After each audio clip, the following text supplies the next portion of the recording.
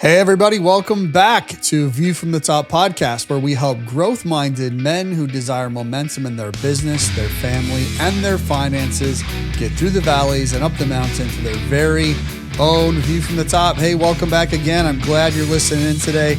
Man, have you ever had a core value in your life that just sticks out like a sore thumb? I mean, in a good way. It's noticeable by anyone and everyone around you.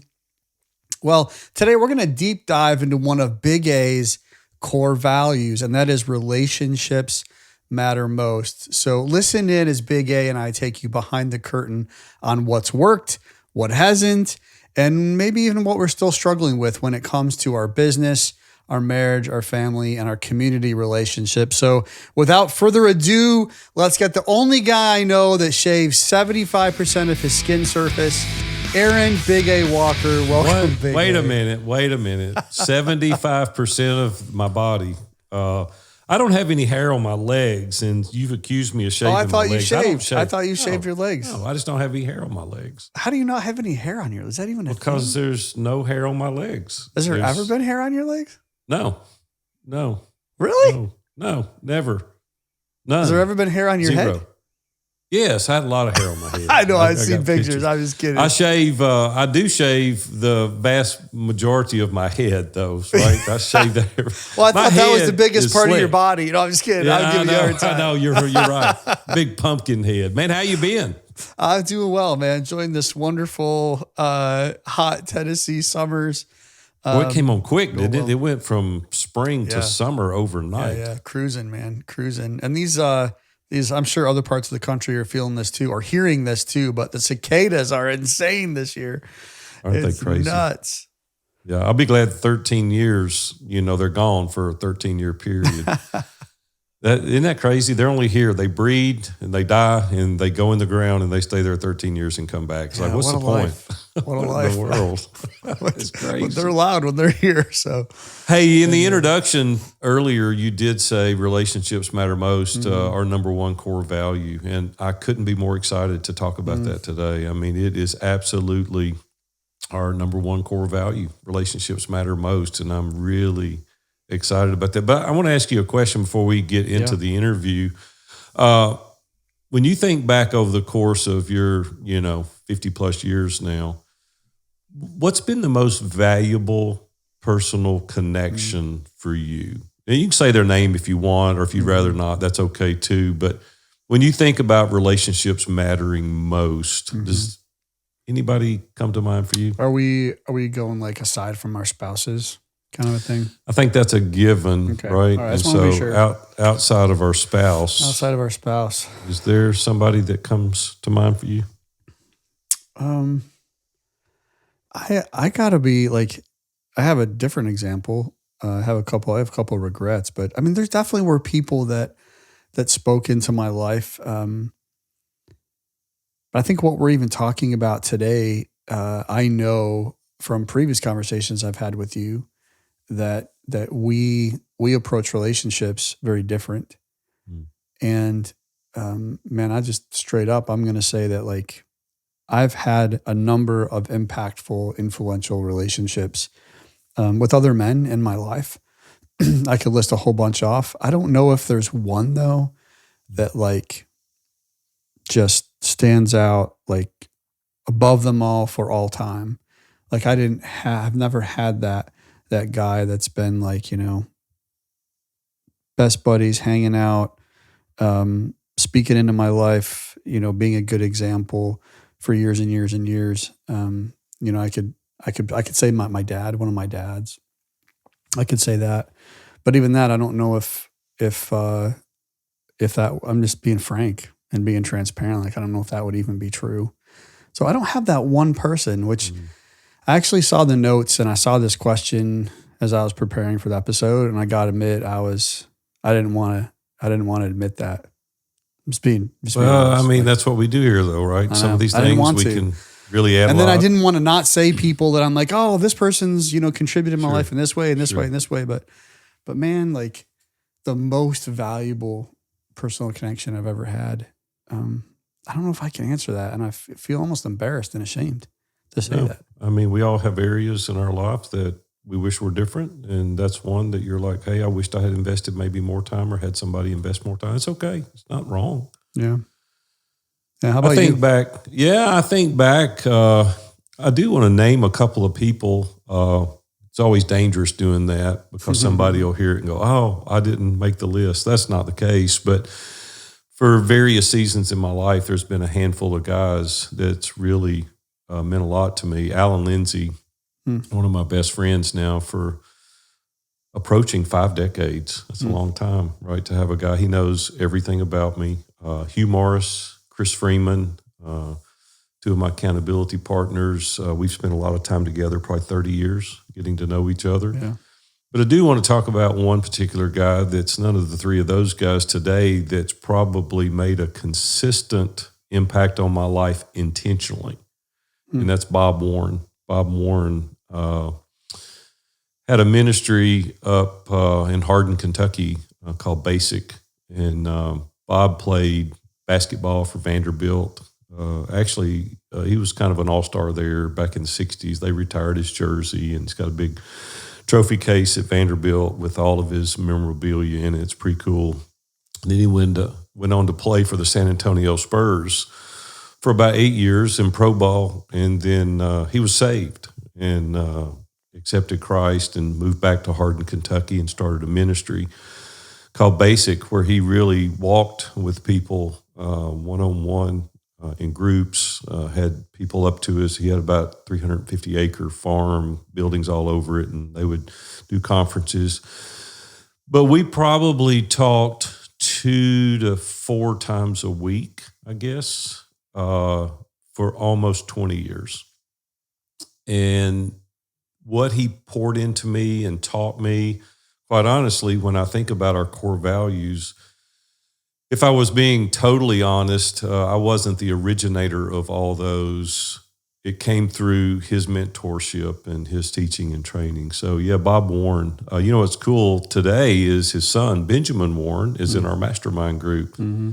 Known Benjamin since he was about 4 years old, and his dad passed away about 10 years ago, and I got the privilege of being his best man in his wedding. And so it's been fun to be in relationship with those guys and really walk hand in hand. But Bob probably taught me more about relationships and how it matters, and people matter most, above and beyond everything. And so, yeah, man, that's why I'm excited to talk about these relationships today. The people that are in ISI and people that I coach and people that I'm around, family members and people in my small group, it's no secret that relationships matter most to me personally and our organization as a whole. I mean, because we talk about this nonstop in Iron Sharpens Iron, and it's just at the forefront of our thoughts all the time. Every decision that we make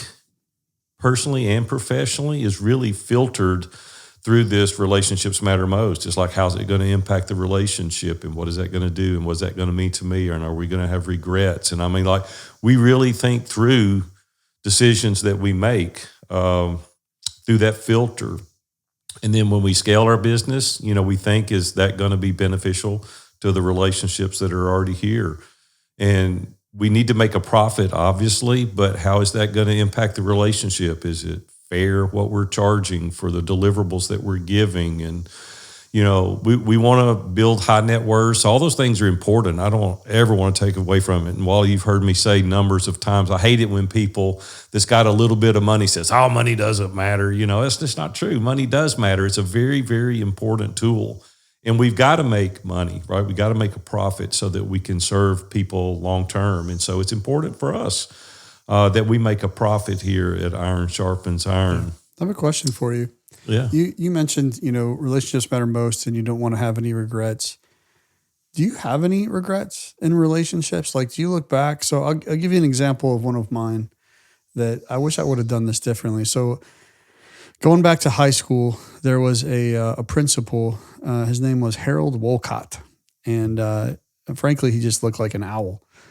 He did. He had the face, the whole thing. Could his head spin all the way around? I think so, man. The guy had eyes. That's how about having the eyes in the back of your head. He had the glasses, and he had the whole deal. His whole deal. And he was he was the typical like principal, just conservative, went to a Christian school. He just, drew the line. You knew where it was. Kind of an introverted guy. So he kind of looked like he was just staring at you all the time. Huh. But he was my high school principal from, ninth grade through when I graduated. And in high school, he was one of the guys in my life. I had coaches and some other teachers, but he was the guy in my life that had the most impact on me. And it wasn't because he talked a lot. He just was consistent. He had integrity. He was honest. You knew what the line was, and he held you to it. And I could give a number of examples, but so I was there was a principal's award they gave out every year. And so in 12th grade, he awarded me that, which I didn't obviously deserve, but he awarded me that to me. And it just the impact and influence he had in my life. Well, a few years ago, God put it on my heart. I shouldn't say a few years, probably about 10 years ago, God put it in my heart, hey, you need to reach out to Mr. Wolcott and thank him for that. Mm. And I put it off. For a while, like probably 7 years. Mm. And then about 3 or 4 years ago, I knew his daughter. So I reached out to her finally on Facebook and said, hey, do you have your dad's address? Like, I'd really like to send him something. And she said, he passed away about 3 months ago. Mm. That's just a simple regret. Mm. It's a lesson learned going forward. We're a faith-based organization, and we know that we're prompted by the Holy Spirit. And I don't take that for granted either. And when you're prompted, we got to act on it. That's right. And when you were prompted, lesson learned for the future, act on it. Reach out, thank them. How about you? Yeah, early on, I was really all about building a business, and I don't know that I spent the time thinking through the value of relationships the first probably 10 or 15 years. I think it was really about the time that I had the automobile accident in 2001. I was 40 years old then, where it really heightened my awareness to the brevity of life and how it can change in a nanosecond. Mm-hmm. We're one phone call away. We're one doctor's visit away. We're one accident away from our whole life changing. And so I think I really focus more today on the relationships than ever before as I get older. Can't believe I'll be 64 on my next birthday. It's crazy. You've definitely been a great example of that. I was it was interesting when I first came on board. I've been a customer, and I was an ISI member, still am today, but I was when I had my business before I sold it for a number of years, and then had the opportunity to come in and work, intimately with the team here. And I remember when we came on, we had good core values before, like they were solid things, but we took the time to really think through, like, kind of through founder's mentality, which is you as the founder, like what were those values and those characteristics that you brought into? And man, I think the number one that we came up with, like, really quickly, like it was just like relationships matter most. And that became the number one. You've done it for a long time. You've been a great example to me, a great example to so many other people. And I'm grateful for that. So thank you. And also it was just like, it's the thing that I said in the intro, like, sticks out like a sore thumb. I don't mean that in a negative way. It's just like, there it is. It's prominent. Yeah. It's just so prominent. You're right. It's a very good word. And man, I've enjoyed learning from you. So thank you for that. Well, man, I appreciate it, Wally. I don't know what to say. Thank you. We're getting all sappy here on our podcast. Man, we're only getting the beginning. We got to get moving. Thank you. Yeah, I appreciate that. What I was thinking about in the relationships, it mattering most, is that all of us listening to this episode today, we're aspirational. You want to accomplish, you want to build your business, and You want to, be recognized. You want to be heard. You want to be seen. You want to make a contribution. And those things are great, but we can never do that at the cost of the relationship. And we'll dive in a few minutes on some places that I've really kind of dropped the ball early in my marriage and in my career as we go through this. But really, at the end of the day, I think the relationships should matter most to all of us. It's not just for us. Feel free to adopt that as your core value if you're listening to this episode today. But just as a person, just as a steward over the relationships that God has given us, let's really make a concerted effort at fostering those well, really leaning into the relationships that God has put around us, whether it be colleagues or, people that are our peers, people that are our customers. And when I think about how important these relationships are, this is not, I didn't intend to say this, but I will say it because it does matter. Dr. Dale Pilkington is a friend of mine for also almost 50 years. We played ball together in school, and he's an ophthalmologist here in Nashville. And a couple of weeks ago, he did some surgery on my eyes. I had cataract surgery, and he did the surgery. And when I went into his surgery center here in Nashville, Wally, it was unbelievable. I mean, the level of customer service. I mean, the way they took care of me, and they acted like I was family. And they didn't even know that Dale and I had a personal relationship. Yeah, so it wasn't like they were giving you some special treatment. No, they weren't, because I even told them, they said something about Dr. Pilkington, and I said, yeah, where's that rascal at? She said, do you know Dale? And I said, yeah, we've been friends since high school, even before high school. And so they said, oh, that's great. But they were really taking care of me well before. So went through the procedure, got home, went back the next day, same way, same level of service. And I came home and I shot a video. And it was 2 minutes long. And I sent it in thanking them for their customer service. And Dale was so taken aback by my willingness to thank him. And see, that's some of the things that we're going to get into in a minute. When people really do things good for you, we should take the time to thank them appropriately. And we're going to talk about some of those things kind of along the way. But Wally, I know that you and I have a love for relationships, but it's kind of a different approach. Sure. Like, I'm more extroverted, you're more introverted in regards to relationships. How would you say from your side, being a little more reserved, like I'm boisterous and loud and all that kind of stuff, and you're a little more reserved, like, how do you approach relationships? Like, I know they matter to you, but like, is it top of mind? Is it something that's just like, how do you think about relationships? Yeah, I think the easiest way for me to answer that is I tend to have fewer connections, but I go deeper with them, and I can't compare, right? Because I'm not. I think that the best way for me to explain this is that you and I have often talked, and you'll make 30, 40, 50 phone calls a day to people and connect with them for 10, 15 minutes. Sure. And for me, like, I may make 4 or 5 phone calls a day, but I'm on there for a half hour to an hour each. And it doesn't mean that either way is better or worse. It doesn't mean you don't have long conversations with other people. It doesn't mean that I don't have shorter conversations with people. Right. I just mean on average, I think that, like, my approach, and that's probably, if you want to say like introvertedness or whatever you want to call it, that's just the way that I get more energized, like, naturally, by going deeper with a few people than I do by touching a lot of people at one time. So it's not that I don't have, I think they say that 30 guys, 30 people, like, kind of in your inner circle is about the max.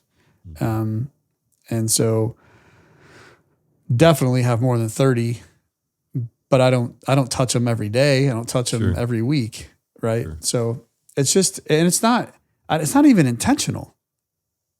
It's just how I am. Right. It's just, I think you touched on something that's really important that I'd like to camp on for a second. You said it gives me energy to go deeper. Relationships historically, this is kind of a blanket comment, but conversations for introverted personalities are energy draining historically. Mm-hmm. Would you agree with that? No, I actually don't agree with that. I actually think introverted, historically, my observation and my experience has been, it's less about like going one-on-one with somebody is it does drain you. Yes, it does, but it gives energy in the sense that you're deep in the conversation.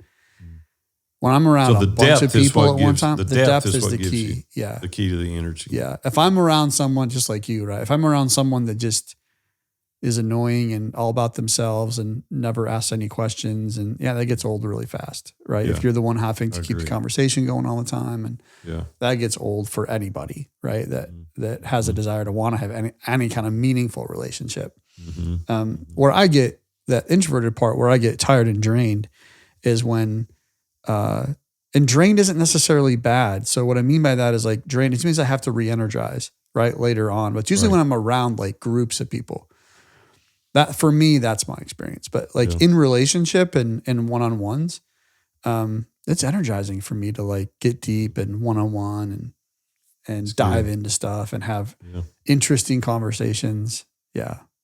See, you need more alone time to kind of re-energize and get ready, right? And when I'm alone, I'm thinking about who I can call. I'm like, I go to the lake, at 4 a.m. I'm thinking, okay, we got nobody's people up all over the world. Who's up that I can call and I can talk to until I get to the lake. And then when I get on the lake, I can put earbuds in and I can talk while I'm fishing, or like it really stimulates me to talk to people. Like I love to do that.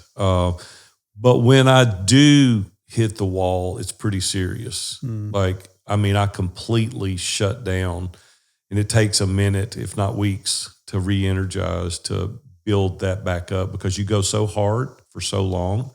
So I just want to say to the listeners out there, whoever you are, just be mindful of that when you're building the relationships. And if it's deeper conversations that give you energy, okay, take adequate rest. If it's somebody like me, I would recommend, after years of doing this, pace yourself even more and don't hit the wall. About that, Big A. I just want to say this because I think being in business for a number of years now, a couple decades, and you've been in longer than that. Meet a lot of interesting people. I struggled with you. Not that you were a problem at all. Like I still do sometimes, just being transparent. Like I do when it's like, man, I would love to be like that. I'd love to be like that guy that like can just connect with that many people and make their day and help them, encourage them. And I have to remind myself, it's not how God's created me. Right. And so I really had to be in touch is the wrong word, but really figure out like, what has God called me to do? What has he called you to do? What has he called somebody else to do? And I need to be me, right? I can't be Sonia, my wife. I can't be you. I can't be, the other, hundreds of guys that from ISI and I can't be them. Like I have to be me. And so we want to be mindful, like in leadership, sometimes we can really put ourselves in situations where we're trying to be somebody that we're not when it comes to relationships. That's a good word. Yeah. We just have to be very intentional and decide the kinds of relationships we're going to have. And if we need more support, like I know a number of guys that trying to lead organizations, especially small businesses, where, they are that person and they have been, and then they start growing a team and they think they still have to be that same person to everybody all the time into the future. And the reality is, in growing organizations, like that's not, you can't have the same relationships with everybody that you've always had. And that's hard. And so you can figure out what relationships matter they all matter, but what relationships can you speak into and best influence and impact? And then find other people like on your team, find other people in your family. Maybe your wife is better at connecting with other people in your neighborhood to get together and meet them. Right? It's not that you don't want to meet them. You're just not good at the outreach. Maybe she is. And so get her on board and have her help. And so you can enlist other people, right, to be of help to you. Put yourself in situations that that will help you along that way. But it's don't be you. Like don't compare and try to be somebody you're not. You'll wear yourself out faster than I don't know. You probably got some saying you could use for that. Faster than a toad on the backwaters or somewhere. I don't know. Wally, let me ask you a question though in regards to that, because you and I are heavily involved in personal and professional development in every regard, and we always talk a lot about pushing yourself outside your comfort zone. Right? Sometimes it's uncomfortable. How do you balance that with saying, this is me and who I am, it's my personality, which may not lend itself towards reaching out at all, versus pushing yourself outside of your comfort zone? Like, how do you balance pushing yourself versus not getting outside of your personality? I think because some of this stuff is not easy and it's not comfortable and it takes a lot of work. So I had this experience a couple weeks ago. I had gone on a trip to Ohio to help out my son-in-law and my daughter on a rental house that they had purchased, and they're rehabbing it. So I'd gone up there for a couple of days to help out. And I hopped in the truck to come back about 3:30 on Saturday afternoon. And on my way back, as soon as I got in the truck, I just was like, oh, I got some windshield time and it's just going to be me. And I'm going to take this. It's 4.5 hour drive, 5 hour drive. It's like, just going to be me. I'm like, but the Holy Spirit was clear. And it was like, no. Like you need to connect with some people and make yourself available. And I was like, I don't want to do that. Like it's outside, not my comfort zone in the sense that I can't do it, but I didn't want to do it. Right. And I let the Holy Spirit win out, and I went on and I texted about 10 guys, and I was like, hey, it's Saturday afternoon. I don't know if you got something going on or not, but I got 5.5 hours. I'd love to connect with you if you're available. And within like 30 seconds, somebody had called, and we had a great conversation for a while. And that was the only phone call I got the whole time. But I tell you what, like, I know I was an encouragement to them, but privately, like, they were such an encouragement to me. Like, it was crazy. And so I think letting the Holy Spirit, like you said earlier, right? Like, I'm learning that slowly but surely. Obviously, with my earlier example, I didn't follow through. I think that's the difference. I do. I think being open to what the Holy Spirit is leading us to do, because, Holy Spirit, God will provide the strength and the courage to step out a little bit and do something, whether it's, seeing your neighbor, that you don't really know that well across the fence or whatever, and just striking up a conversation and saying hello when the Spirit prompts you, because it's not just the right thing to do, it's the best thing to do. It's funny as you said that, I started laughing inside when you said it about your neighbor across the street. A couple of my buddies was telling me the other day they were going on a mission trip to Haiti, and they were going to minister to the people in Haiti. And I said, hey, what's your next door neighbor's name? I know. Guy that lives across the street. And he goes, I don't know. I said, you're going to go to Haiti, but you can't go across the street. And it was funny. Hey, that's a great segue, what you said, into this particular episode. I really wanted to cover kind of 3 very distinct relationships, and one being spiritual. And I think the order is important, how we develop relationships, personal relationships and professional relationships. And I'll just speak for me personally just for a second, and then you can kind of add to this. I do believe that it's vital to build relationships in a particular order.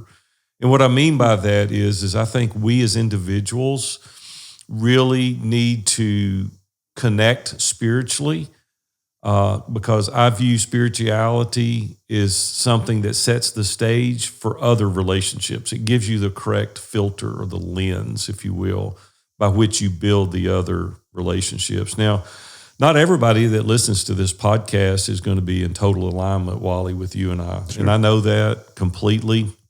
We have, such a wide variance of people that listen to our podcast. You and I both are Christian. And so a lot of the things that we talk about will come from the Christian perspective here. In no way are we ever trying to alienate anyone or say that you're a bad person or you should see it the way we do. That's not what we're saying at all. We're just sharing from our podcast the way we feel and the way I think as an individual. And we're just sharing with you truth kind of as we see it.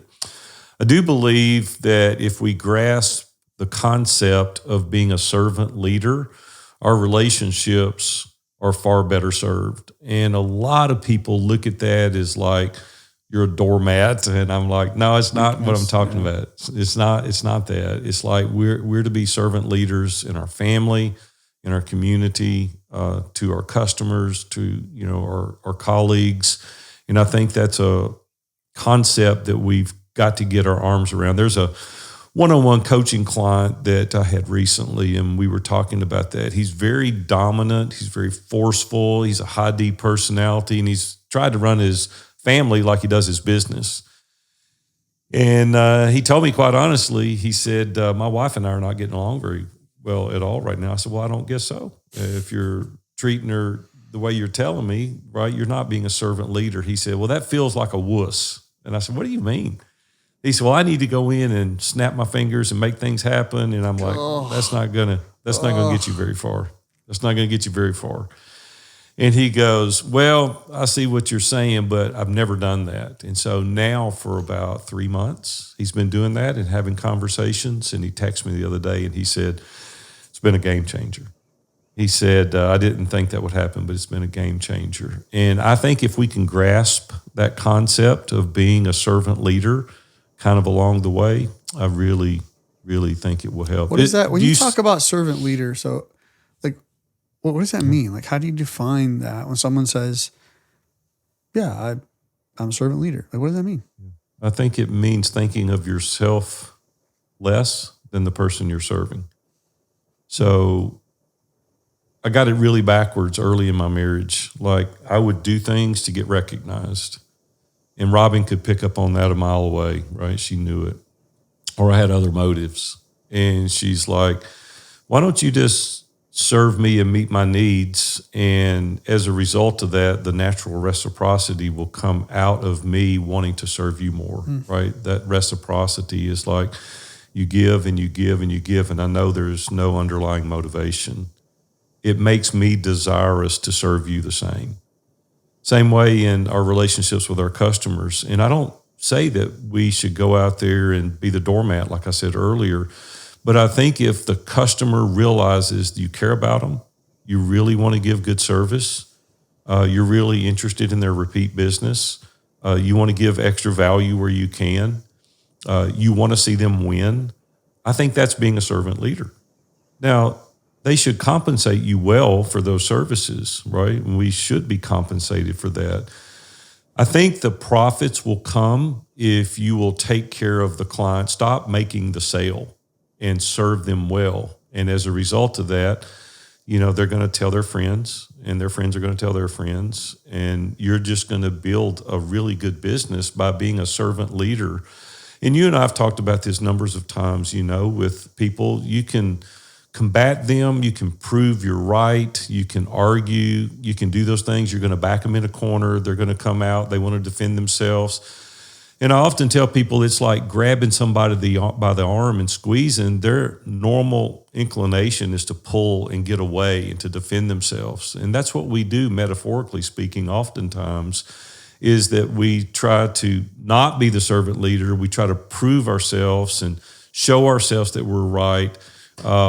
One of our team members, and I won't call their name, sent an email out to someone one time, and they put in the email, as I've previously stated, and did a photo, what you call a screenshot of the email. And I know what they were trying to do was to show me they had done their job, but I quickly called and said, don't ever do that again. Because what you just did was humiliated the customer. You've made them look like they couldn't ask you for something again. And to say, as I've previously stated, and here it is, that's like not being a servant leader. It's like our response is always, yes, I'm happy to do this. Here's the information you requested. It's a tiny, tiny example professionally, but I think you get the gist of what I'm trying to say. It's the same way in our relationships with our spouse. And, Robin and I have huge disagreements, and we argue and fight like all couples, but we do that less and less as we grow older because we're understanding that we are here to serve one another. We're here to take care of each other. It's our responsibility. It's what we signed up for. It's what we chose to do. And so Yeah, I won't belabor the point, but that's what I mean when I say servant leader. A quick question, follow-up question. Thank you for that's great. I love it. I think it helps a ton. Have you found in your relationship with your wife, you guys been married, what, 44 years. 44 Yeah, years. this Congratulations, by the way. It's pretty amazing. Thank you. That's awesome. Thank you. 44 years. You said that you still get in disagreements and arguments. Oh, we have some good ones, Yeah. Wally. So question though, as you've matured in your marriage, do you disagree less or more or the same? Like in general, do you disagree more, less, or the same? I've never been posed that question. I'm not talking about actually arguing. I'm not talking about fighting. It's just opinion and like different. I think we disagree less. Less. Yeah, because 44 years, you already kind of know what she's going to say and do and respond. And I've learned to kind of prepare for that. That doesn't mean I always like how she's going to respond. Yeah. But I'd say 8 out of 10 times I can tell you how she's going to respond. And she probably can tell 9 out of 10 or 10 out of 10 times with me.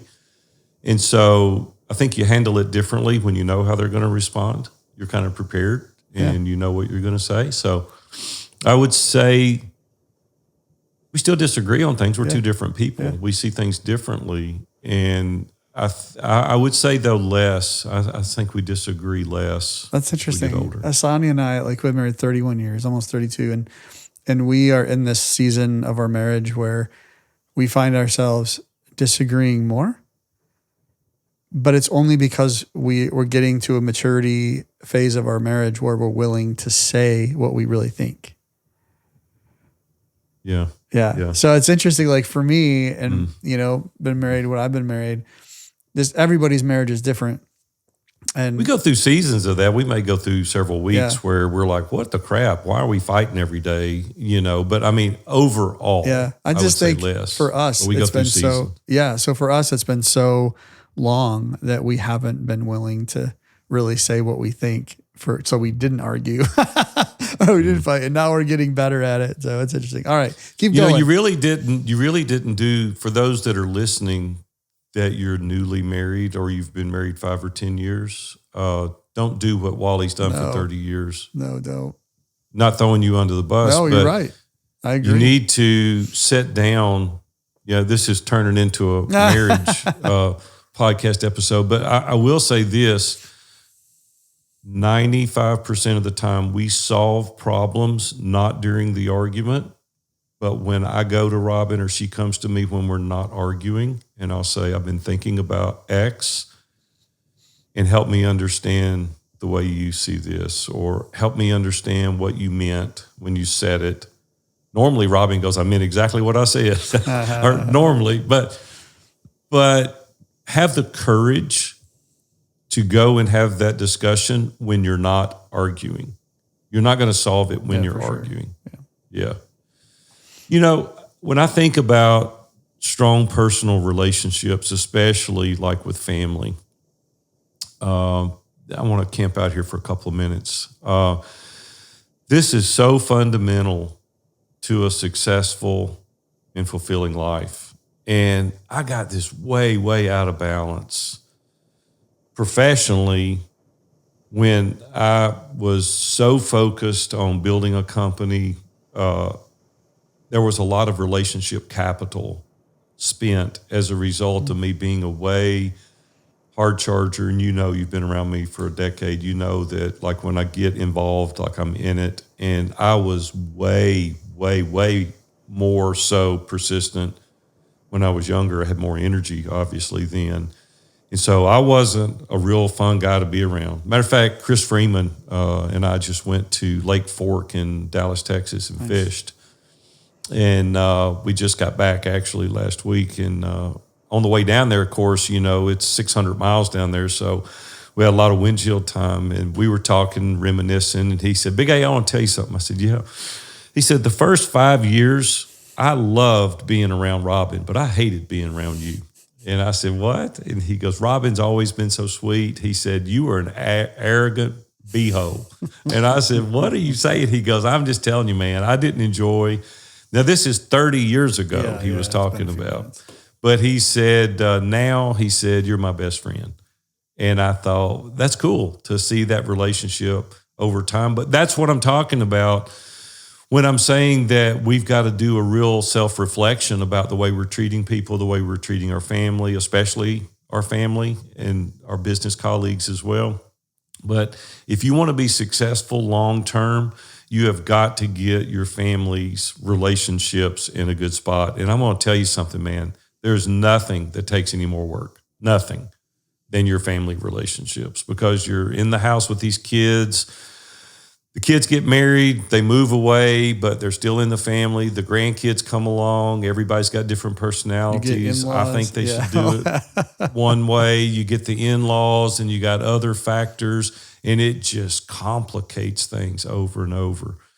But I want to tell you something, man. When those relationships are screwed up and they're out of balance, there's nothing more miserable. I don't know of anything that can mess up your sense of fulfillment and purpose and meaning in life than family that's out of balance when those relationships don't matter most. And so if you're listening to this episode today, I really ask you to think about your relationship with your spouse, with your children. Where is it at? What can you do better? How can you make that the cornerstone of what you're trying to accomplish? And then work on your professional relationship. So what about you? Do you think you did a fair job with that early on? This has been an area that I struggled with for a long time. I think in my family, not so much. We've worked hard at that, been very diligent at that. Even from early on, it was something that I had a pretty good relationship with my parents, but it was one area that Son and I both said, hey, like, we're really going to, this relationship matters with our daughters as we're raising them. And then as they started getting married, the relationship with the son-in-law. So that's not been perfect, but it's been intentional. But one area in relationships, especially at work, I have struggled with is that, and it's a temptation for me today, is that I can get so focused on the thing that the relationship becomes transactional.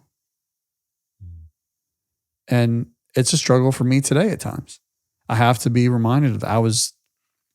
One of our team members and I did a on our leadership team, we did a one-on-one, kind of like an annual review type process for each of us. They did it for me and I did it for them. And we talked about superpowers and kryptonite and blind spots. And that was one of them that they brought up, was that they didn't say transactional, but that's how it felt. And it's like, yeah, like I recognize that not always when I'm doing it, but I can look back or I can see, and oh man, it's so right. I just get so focused on the thing. And so I've done that over the years. And fortunately, I've had good people around me that have pointed it out most of the time, and I've been able to correct it and move on. But it is a struggle. That's the important part. That's the important part, though, is you recognize it, you're willing to own it, and then make modifications to change it. I don't want to all the time. No, you don't want to, but I know what matters. Keep burning most, up those relationship right? capital, what matters and most.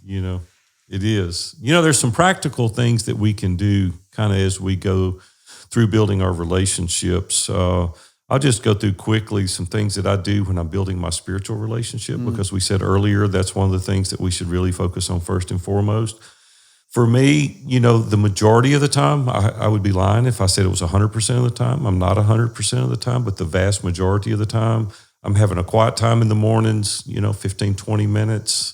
I'm not a big journaler. Sometimes I'll journal, but it's rare. So I'm not a big journaler. I know you like to journal. You write down everything. I'm scared somebody will find it and read it. So I don't journal, but I study the Bible.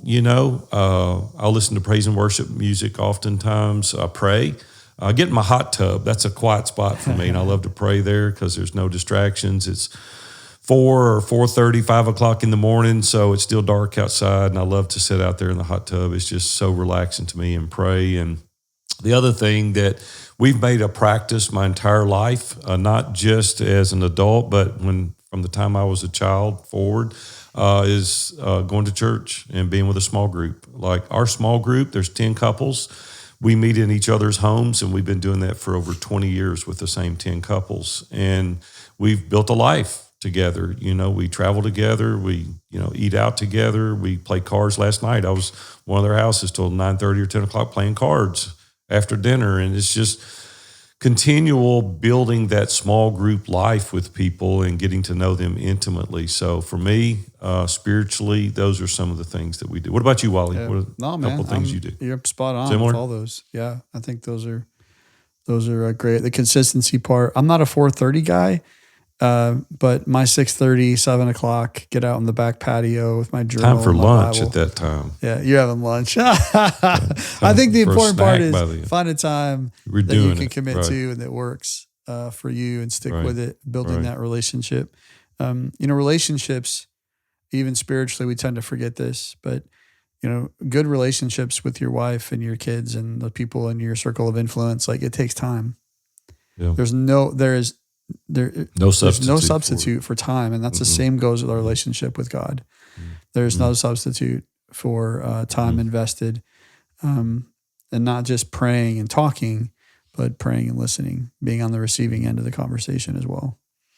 You and I have done something even on this call, you more so than me, that has built our relationship over time.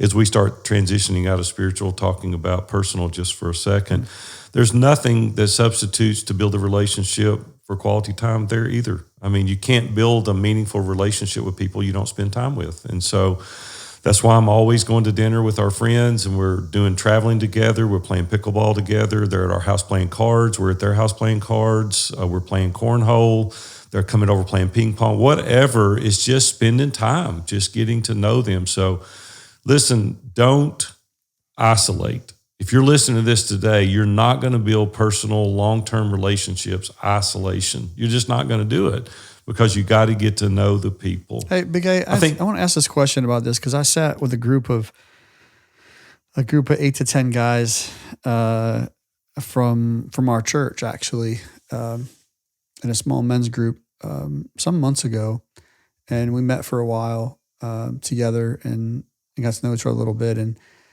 somebody made the statement.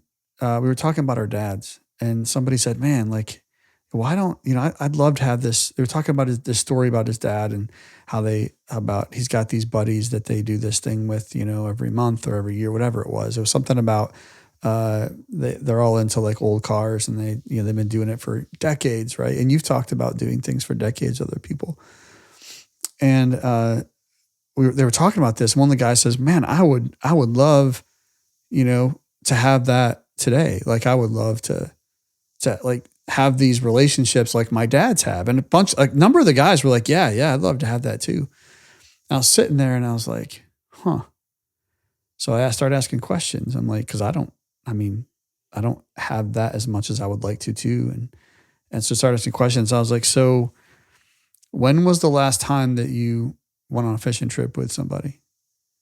One of your buddies? When's the last time that you had them over for dinner? When's the last time that you played cornhole with them? When's the last time that you just called them up and talked to them on your way home from work? When's the last time and they're all like, well, I don't. They're not doing it. And I'm like, well, how are we going to have, I'm speaking to the choir here. Like, how are we going to have those relationships if we're not building? We're not going to have them in 20 years if we're not developing them and building them today. And one of the guys says, well, man, it's so hard, being married and I got little kids at home, and I got to go to soccer practice here and this there, and I don't know if we should talk about this in the podcast or not. Maybe it's a whole different episode, but there's definitely been a shift in family dynamic and relationships outside the family. I'd say over the past 10 to 15, maybe 20 years, and even lately. I don't know if COVID played into this or what, but just the more guys I talk to, like, we're not taking the time, making the time to build relationships because we've got so much going on at work, at home, that we just don't build that in and make that a priority. And, I'm saying that to those of you guys that are listening right now, and you're not doing any of this. And you're like, I don't have time for that.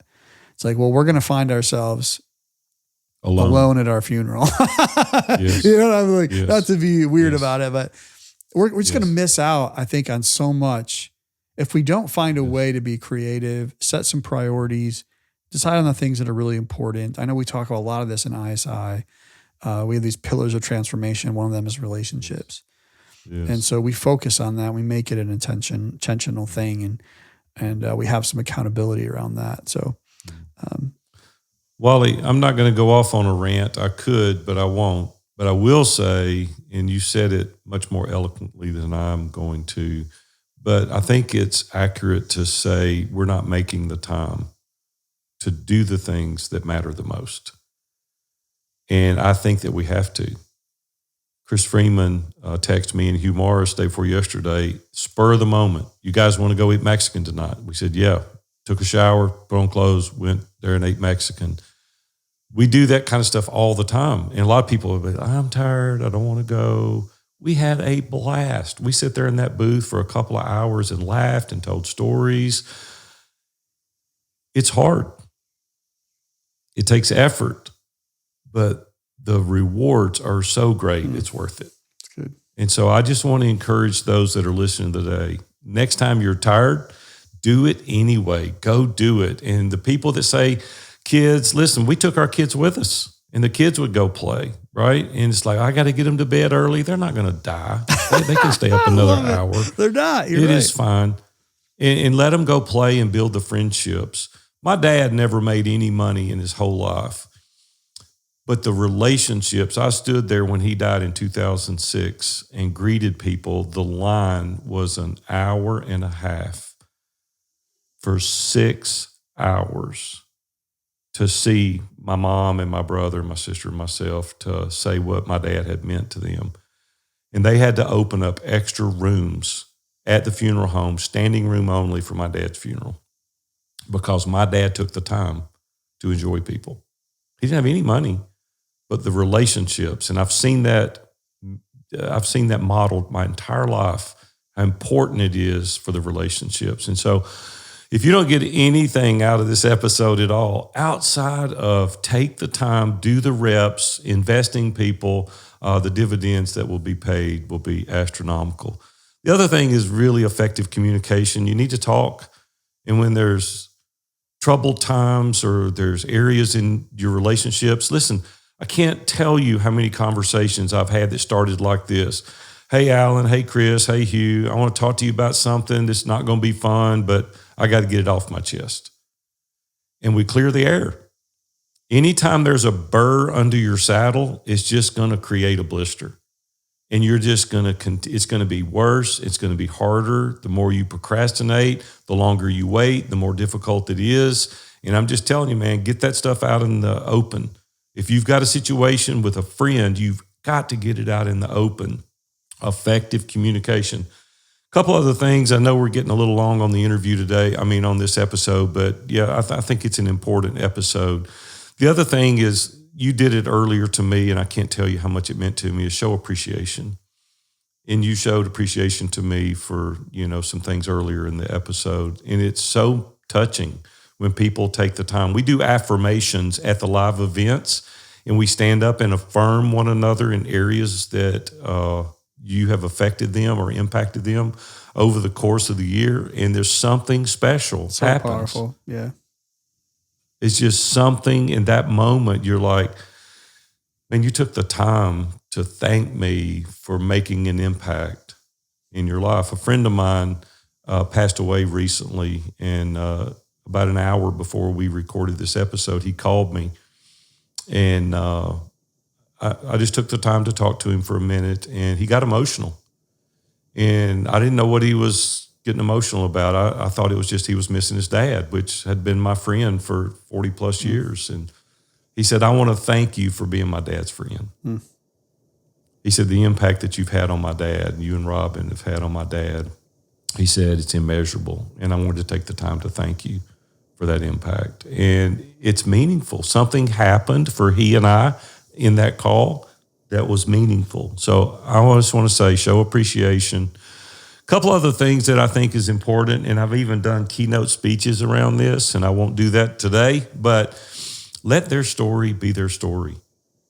This is so hard. I even breached my own rule night before last at dinner. A buddy of mine was telling me about something, Before he could even get through, I said, yeah, I've got one of those and I love it also. Well, I didn't let him tell his story about his thing, right? I wanted him to know I had it also. I work really hard at trying not to do that. Every time we do that, we negate their story. So I just want to encourage you, you don't have to tell everybody you've been to the same vacation spot. When appropriate, you'll get your time to share that, but let them finish their story. Just let their story be their story. Two other things I want to mention. Contact people when you don't want anything. If you want to build a meaningful relationship, don't call them and say, hey, while I've got you on the phone, can I borrow your chainsaw? Right? So whatever you said prior to that means nothing now. But when you call somebody and say, Wally, how are you and Sonia? How was your trip to Michigan? Did you enjoy seeing your son-in-law and your daughter? How, okay, that's great. I hang up. You're like, well, he cared. But if I ask you, hey, while I got you, let me ask you about this podcast interview that we're going to do next week. You're like, well, that's why you called. It wasn't about my trip. So I just want to say, call when you don't need anything. And then finally, what I've found to be very effective, very helpful, is connect others before they ask you to connect them if it's mutually beneficial to the two people you're connecting.